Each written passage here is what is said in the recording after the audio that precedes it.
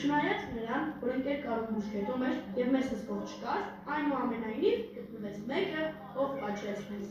Այո, մենք գիտակցում էինք, որ մեզ պատժում են արդարացի, սակայն մենք ուրախ էինք, որովհետև կարողացել էինք վերականգնել արդարությունը։ Բացի այդ, ավելի լավ էր գիշերը վազել հրապարակում, քան քնել շաքարով լցված մահճակալում։ Ի վերջո, մենք չպաստեցինք առյուծներին, սակայն ստացվեց այնպես, որ իրենք պաստեցին իրենց սեփական ձեռքերով, որովհետև ըստ ոչ ավանդական բժշկության, ատամի մածուկը հասկացնում է տափիկները։ Գիտեմ, ցավոտ է, բայց ինչպես ասում են, չկան կոնֆլիկտներ առանց ցավերի։